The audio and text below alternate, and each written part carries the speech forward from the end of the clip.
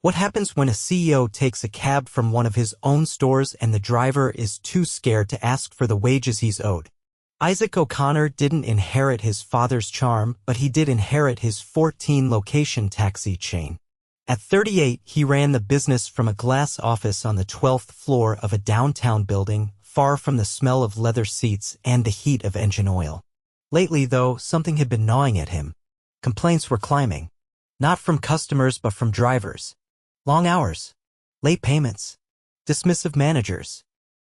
Isaac asked his district manager, who waved it off. "It's just noise," he said. "You know how drivers get." But Isaac didn't know how drivers got. He hadn't sat behind the wheel of a cab since he was in college. He'd never met most of the store-level staff, and they'd never seen him in person. His photo wasn't in any office. His name? Just another corporate suit to them. So he shaved his beard, wore a faded hoodie, swapped his glasses for contacts, and used an alias Ian. He signed up as a new hire at Store 6, a mid-city location with high turnover. The manager had never met him. No one had. It was the perfect cover. Store 6 was crammed behind a gas station. The lobby smelled like day-old coffee and tire rubber. Isaac walked in and stood near the counter, holding his fake resume in one hand, a duffel bag in the other.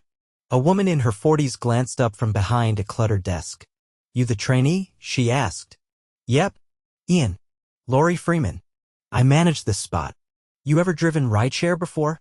"Not professionally. But I've driven plenty." She gave him a once-over. "All right. You'll shadow one of our full-timers. Guy named Tyler. He'll show you how we do things." Tyler was waiting by the lot, leaning against a silver cab. Tall, wiry, with tired eyes and a voice like gravel. "You the new guy?" "Yeah. Ian." Tyler nodded. "Get in. You're riding passenger today." For the next 6 hours, they picked up fares, dodged traffic, refilled gas, and made small talk with strangers. Isaac stayed quiet, listening. Tyler knew the city like the back of his hand, but he looked over his shoulder every time his phone buzzed. By their third run, Isaac noticed Tyler gripping the wheel harder than before. "You all right?" Isaac asked. Tyler hesitated. "Yeah. Just stuff." "What kind of stuff?" Tyler sighed. "You ever worked somewhere where you gotta chase your own paycheck?" Isaac blinked. "Can't say I have." Tyler snorted. "Well, welcome to the fleet. I've got over 50 hours logged this week. Still waiting for last week's pay. Lori says it's processing. Been processing for 10 days. Why don't you talk to someone higher up?" Tyler laughed, bitter. "Who?" "District guy's a ghost. I emailed him last month. No reply. Lori says I complain too much. Said if I keep pushing I'll lose rides." Isaac clenched his jaw. Tyler glanced over. "Don't get me wrong, man. I love driving. I just hate begging for what I earned. I got a son, you know? Danny. 8 years old. I promised him a birthday trip to the zoo next weekend. But if I don't get paid, I can't even afford gas." Isaac couldn't speak. He stared out the window, watching the city blur past.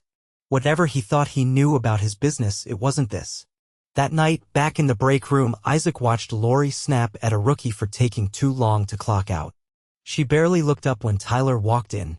"Hey Lori," he said, voice low. "Any update on payroll?" She rolled her eyes. "Ask me again and I'll start docking your hours." Tyler opened his mouth, then closed it. He walked out without another word. Isaac sat frozen. His chest was tight. He came here looking for answers. But now he had something else. A reason. The next morning, Isaac arrived early before the sun had crested over the rooftops.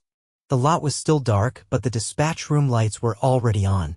He walked in quietly, half expecting to be alone. Instead, he found a young woman curled up in the corner on a ripped-up couch, her hoodie pulled over her face. Her duffel bag was clutched like a pillow. She stirred when the door creaked shut. "You sleep here?" Isaac asked before thinking. She sat up, blinking hard. "Wasn't supposed to. Missed the last bus." He nodded, unsure what to say. He didn't push it. She didn't offer more. A man in his position couldn't fix everything at once, but he could start noticing what needed fixing. Lori came in around 6:30, phone pressed to her ear, ignoring both of them. She dropped her bag, scanned the room, and pointed at Isaac. "You. Ian. You're on a double today." We're late. Be back here before 3 or you lose the second shift. Isaac turned to the girl on the couch. What about her? Lori didn't look up. She's on call. She knows how this works. Isaac met the girl's eyes. She didn't flinch, but her jaw set just enough to leave a mark. Outside, Tyler was already checking his tires. Morning, Isaac said. Tyler nodded, distracted. They cut my gas card. What? System error, supposedly. Told me to front the fuel and I'd get reimbursed. Yeah, we'll see. They drove in silence for a while. Isaac kept glancing at Tyler's hands, gripping the wheel tighter each hour. Finally, between fares, he asked, You ever think about leaving? Tyler shrugged without looking over. I used to, back when I thought I had choices. Isaac didn't answer. Around midday, they picked up a woman from the medical district. She was maybe in her 50s, thin-framed, with a cane and a grocery bag tucked awkwardly under one arm. Isaac helped her into the back seat while Tyler adjusted the mirror. Sorry about the clutter, Tyler said. Long shift. The woman gave a tired smile. You're doing all right, honey. Better than the last guy. He left me out front for 15 minutes, then barked at me to hurry up. Tyler's jaw twitched. That a ride from this company? Same logo, she said, tapping the door. Different driver, different day. Some of you are angels. Others. She trailed off, then waved it off. I get it. Long days make people short. Isaac turned around. Still not an excuse. The woman looked at him for a moment, then nodded. Glad someone thinks so. Back at the store, Lori stood outside smoking when they pulled in. You missed your 3 o'clock, Tyler, she said flatly. Tyler frowned. We were on time. GPS logs it. It logged you turning in at 3:03. That's late. You lose the evening shift. Isaac stepped forward. That's not fair. 3 minutes, Lori didn't even glance at him. You're new. Don't test me. Tyler opened his mouth, but Isaac touched his arm. Let it go, he whispered. Inside, Isaac caught the young woman from the couch. She was behind the counter now, hunched over a clipboard. He approached slowly. Hey, he said. Ian. From this morning. She gave a tired nod. Marisol. You on the clock now? Kind of. Lori says I'm back up until 5. If no one calls out, I don't get paid. Isaac frowned. So you have to wait here just in case? Yeah. Can't leave. Can't sleep. Can't clock in unless she says. He looked at the ancient computer terminal and the cracked keyboard in front of her. How long you been here? 2 months. You like it? She barked a short laugh. You kidding? He waited. She softened slightly. It's a job. I've had worse. At least here I don't get yelled at in front of customers. Just behind closed doors. Lori walked past just then, and Marisol dropped her eyes to the clipboard. Later that evening, Isaac logged into the dispatch system using his training credentials. He wasn't supposed to have access to anything beyond the schedule, but a forgotten password note taped under the desk gave him more than he expected. He pulled up pay histories. Tyler's last paycheck was dated 12 days ago. Marked, pending. No notes. No follow-up. A dozen other names had similar flags. Some showed deductions without explanations. Others had hours listed but no matching pay entry. He clicked through shift logs. The system showed drivers clocking in but not out, meaning they weren't getting credit for full shifts. The errors weren't isolated. They were patterned. Predictable. Systemic. He leaned back, eyes narrowing. This wasn't just negligence. It was design. The next morning, Isaac volunteered for a desk shift. Lori barely looked up, too distracted yelling into her phone over a missed airport booking. Once she left, Isaac turned to Marisol, who was logging call-ins. You ever had hours disappear? He asked. She nodded slowly. Last week, I worked Sunday through Thursday, but I only got paid for Monday and Wednesday. Lori said I must have forgotten to log out the other days. You didn't? No. I even took pictures of the screen. She said pictures could be edited. Isaac's stomach turned. He waited until Lori returned, then stood near the back office, pretending to look for cleaning supplies. She was on a call again, half yelling, half typing. A driver waited nearby, shifting from foot to foot. You said I'd get the Friday airport run, the driver said. Lori waved him off. It's booked. Maybe next time. He frowned. But I called in Monday like you said. You said if I gave you notice, she cut him off. You want to lose this week too? Keep pushing. The man hesitated, then walked out without another word. Isaac stepped into the office. You threaten drivers a lot, he said. Lori looked up, confused. What? I've been watching. You dock hours, cancel shifts, and cut people's pay. Why? She stood up. Who do you think you are? Ian, he said. But that's not the full story. He pulled the ID badge from his hoodie pocket, his real one. The one with the company logo and his full name. I'm Isaac O'Connor. She stared. What? I own this company. She looked like someone had pulled the floor out from under her. You're lying. He held up his phone, screen unlocked. His corporate dashboard, his profile, the company's internal systems. Her face blanched. He stepped closer. You've been exploiting my drivers, manipulating the system, intimidating staff. You think this is leadership? She opened her mouth, but he didn't let her speak. You're done here. Immediately. Pack your things and leave. HR will follow up within the hour. She didn't argue. She didn't say anything. She just walked out stiff and silent. Isaac turned to Marisol, who had frozen behind the desk. You're not on call anymore, he said gently. You're scheduled. You'll be paid for every minute going forward. She blinked. You're serious? Yes. And I'm not finished. He picked up the phone and dialed the regional office. I want every store's payroll audited by end of week. And tell district to meet me here tomorrow. We're restructuring. He hung up and turned to Tyler, who had just walked in, confused by the silence. Isaac smiled faintly and held out his hand. Come with me. We've got work to do. By the next morning, word had spread. When Isaac walked into store 6, the energy in the room had shifted.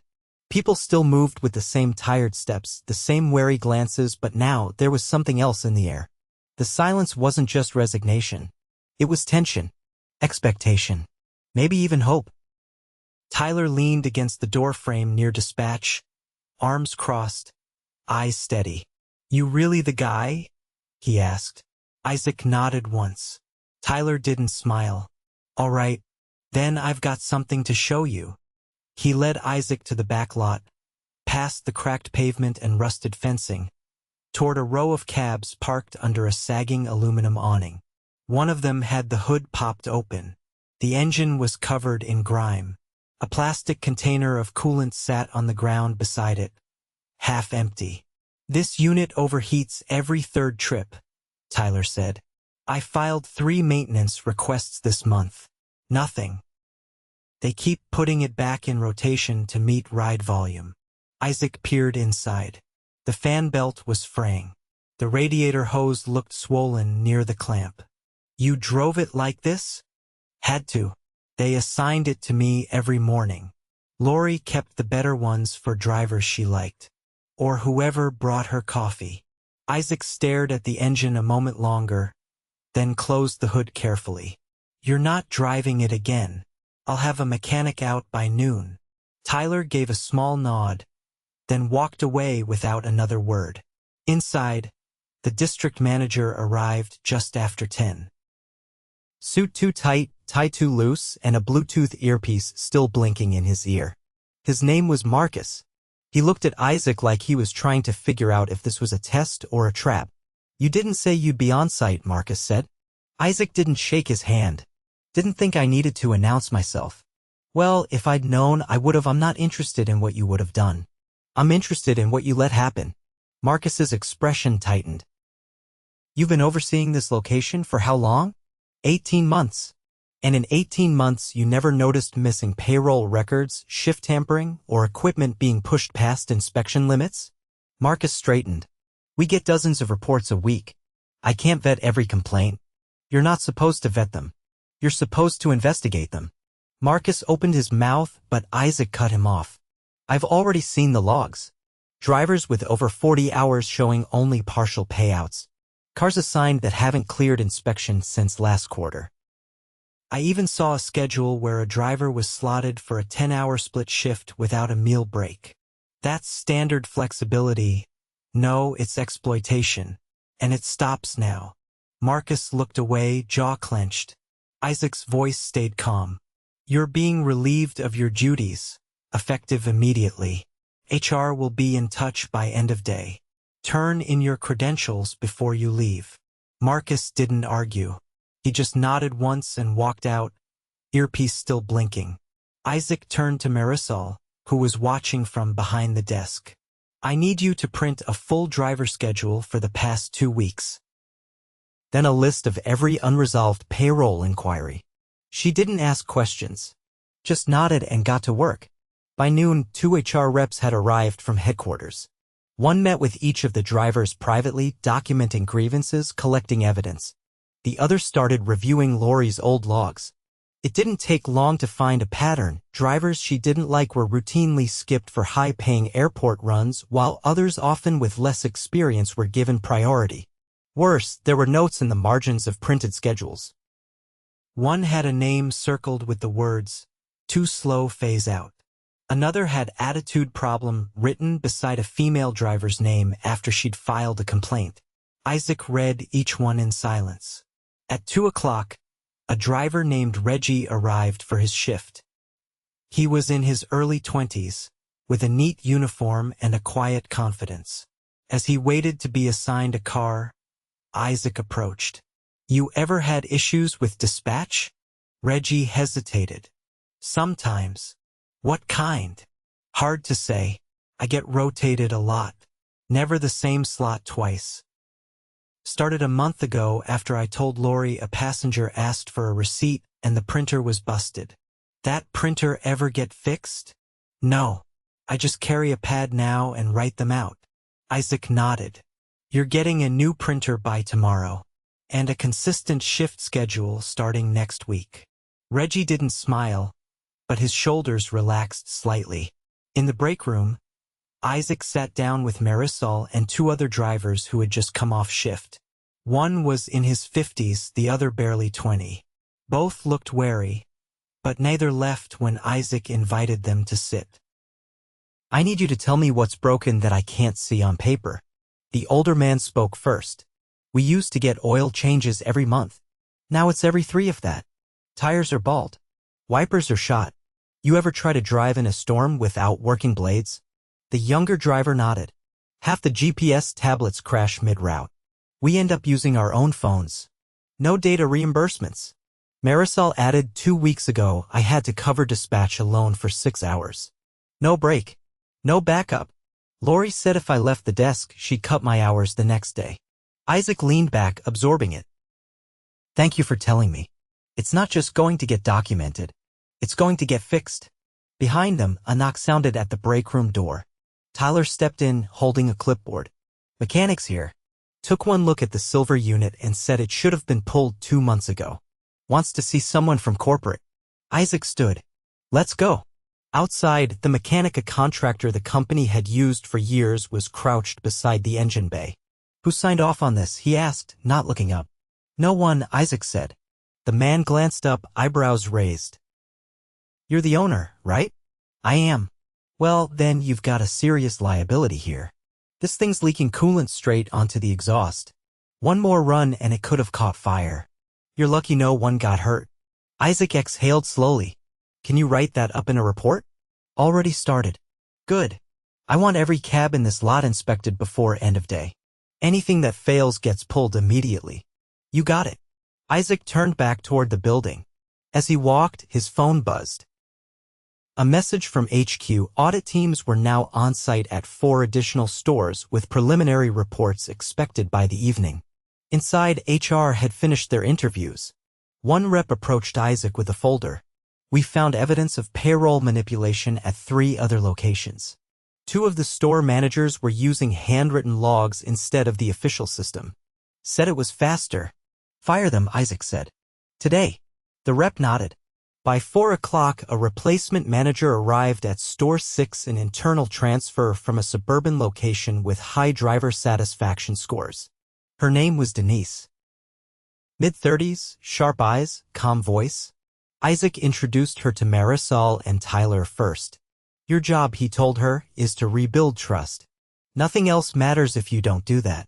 Denise nodded. Understood. Isaac left shortly after, but not before stopping by dispatch one last time. Marisol was still at the desk, but now with a headset and a new monitor being installed beside her. Going to be a long night? He asked. She looked up. Maybe, but I don't mind anymore. He nodded and stepped out into the early evening light. Tyler was leaning against the fence, watching traffic roll by. You heading out? He asked. Just for today. You coming back? Isaac nodded. Not undercover. But I'll be around more than I've ever been. Tyler looked at him for a moment, then held out his hand. Isaac took it. Good, Tyler said. Because we're not done yet. The following week, Isaac returned to Store 6 without the hoodie, the fake name, or the silence. The lot hadn't changed much. The pavement still buckled near the back gate. Paint still chipped from the signage, but the people inside moved differently. Not faster, just steadier, less guarded. He arrived just past 7, early enough to catch the day shift but late enough to avoid the chaos of the first dispatch wave. Denise was already at the counter, sorting through a stack of maintenance slips. Her voice was calm but direct as she handed one to a driver waiting by the window. Don't take Unit 9. It's flagged for brake inspection. Use the one parked in Bay 2. The driver nodded and left without question. Isaac waited until she finished before walking up. How's the rollout going? He asked.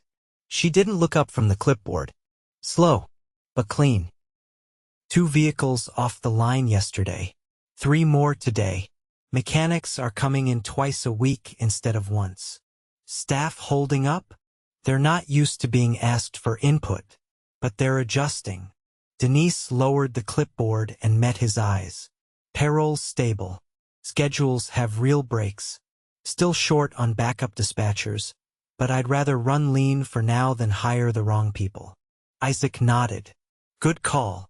A soft knock interrupted them. Marisol stepped in from the side hallway, holding an envelope. Driver intake forms from the last orientation, she said, handing them to Denise. Isaac caught a glimpse of the top form. The name read, Daniel Torres. New hire? He asked. Marisol nodded. Started yesterday. Tyler brought him in. Said he knew someone who needed consistent work. Related. His son. Isaac blinked. He's old enough? Just turned 18. Got his license last month. Quiet kid, but polite. Isaac looked down at the envelope again, then back at Marisol. Send him my way when he's off shift, he said. I want to meet him. Marisol gave a nod and disappeared around the corner. Denise resumed sorting her papers, and Isaac stepped into the side room that had once been Lori's office. The blinds were open now. The desk was clean. A whiteboard hung on the far wall with color-coded charts that tracked maintenance cycles, driver hours, and shift coverage. A small handwritten note in blue marker read, No one clocks out hungry or unpaid. Isaac stood in front of it for a moment, arms folded. Behind him, footsteps approached. He turned to find Tyler standing in the doorway, arms crossed but relaxed. You built this, Isaac said, motioning to the board. Tyler shrugged. Denise asked me what I'd fix first. I said clarity. She handed me markers. Isaac stepped aside, giving him room to enter. You all right being here after everything? Tyler gave a slow nod. I wasn't sure at first, but this feels different. Feels like it might be worth sticking around for. Isaac leaned on the edge of the desk. You thinking about moving into a lead role? Tyler raised an eyebrow. Like what? Fleet supervisor. You're already doing half the work checking units, coaching the younger drivers. Might as well make it official. Tyler didn't answer right away. He stared at the board, then nodded once. If it means I don't have to beg to get a car with working brakes, sure. Isaac smiled faintly. I'll put it through. A knock tapped against the door frame. A tall, lean teenager stood just outside, eyes alert but cautious. His uniform vest looked a size too big. Mr. O'Connor? He asked. Isaac stepped forward and extended a hand. Daniel. Heard you're off to a solid start. Daniel shook his hand, grip firm but unsure. Trying my best. You like the work? It's better than I expected. Everyone's been decent. I mean, it's a grind, but no one's yelling. Tyler let out a quiet breath that passed for a laugh. Isaac gestured to the chairs near the corner. Sit, both of you. They did. I want to make something clear, Isaac said. What you both went through before this, what everyone here went through, should have never happened. But fixing it isn't about a few meetings or one inspection. It's about changing how we lead. Daniel watched him closely. I can't promise every day will be easy, but I can promise you won't be ignored. Not by me. Not by anyone I hire. Daniel nodded slowly. Tyler glanced over at him, then turned to Isaac. You sticking to just this store? Isaac shook his head. No. I've got 13 more to check. But this one stays my anchor. Every reform we test here rolls out across the rest. Tyler leaned back. Then you're going to need more people like Denise. I know. That's next. Isaac stood and walked them both out. In the lobby, a young woman with a headset was helping a driver sync their route tablet. Denise stepped in to answer a question before the driver could even ask. The flow wasn't perfect, but it was real. Alive. He stayed until the afternoon wave swapped in. As the shift changed, he watched drivers greet each other, some with quiet nods, others with inside jokes traded across the break room doorway. No one looked over their shoulder. No one flinched when Denise called their name. At 3, a corporate sedan pulled up to take him to the next location. As he stepped out into the sun, Tyler followed him to the curb. You really going to every store? He asked. Every single one. Tyler crossed his arms. What if it's worse than this one? Then I'll clean it out. Same as here. Tyler hesitated, then extended his hand again. Be careful out there. Isaac shook it. You too. The company's not fixed yet. But this place? It's finally facing the right direction. As the car pulled away, Isaac glanced in the rearview mirror. Denise was walking the lot with a clipboard, checking off units. Marisol was at the desk, answering a call with a headset that actually worked. And Daniel, barely visible, was walking toward a waiting cab, satchel slung over one shoulder, keys in hand. None of them waved. They were too busy working. And for once, no one had to look over their shoulder to do it.